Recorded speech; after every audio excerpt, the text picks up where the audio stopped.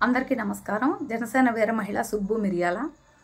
ముఖ్యంగా ఈ వైసీపీ ప్రభుత్వం అధికారం చేపట్టాక ఈ జగన్మోహన్ రెడ్డి గారి పరిపాలనలో దగాపడని వర్గం లేదండి. మనం చూస్తూనే ఉన్నాము.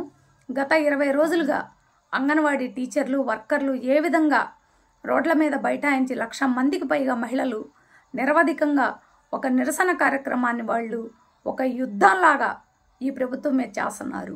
ఎన్నికలప్పుడు ఈ ముఖ్యమంత్రి ఇచ్చిన హామీలను నెరవేర్చుకోమని, తమ పనికి తగిన వేతనాన్ని ఇవ్వమని.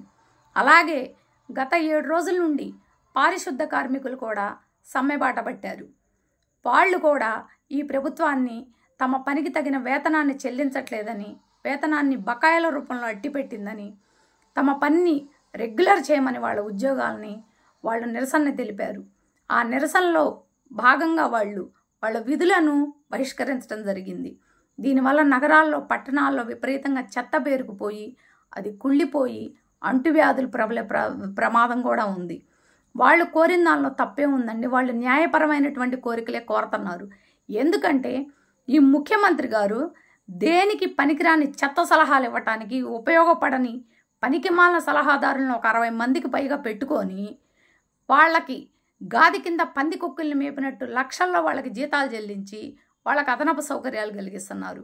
అటువంటిది కష్టపడే కార్మికుడు, శ్రామికుడు శ్రమని దోచుకోవటానికి ఈ ప్రభుత్వానికి సిగ్గుండాలి.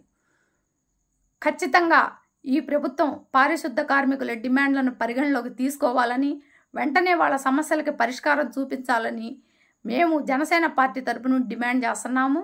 అంతేకాదు, పారిశుద్ధ కార్మికులు చేపట్టినటువంటి ఈ సమ్మెకి మా సంపూర్ణమైనటువంటి మద్దతుని, సంఘీభావాన్ని మేము తెలియజేస్తున్నాము. చెత్త మీద పన్ను విధించినటువంటి చెత్త ప్రభుత్వం ఈ వైసీపీ ప్రభుత్వం. ఈ పెద్ద మనిషి క్లాస్ వార్ గురించి మాట్లాడతాడు. పెద్ద పెద్ద మాటలకి పెద్ద, చేతలకి చిన్న ఈ ముఖ్యమంత్రి. ఖచ్చితంగా వెంటనే ఈ సమస్యకి ఈ జగన్మోహన్ రెడ్డి గారి వైసీపీ ప్రభుత్వం పరిష్కారం చూపించాలని డిమాండ్ చేస్తూ జై జనసేన, జై హింద్.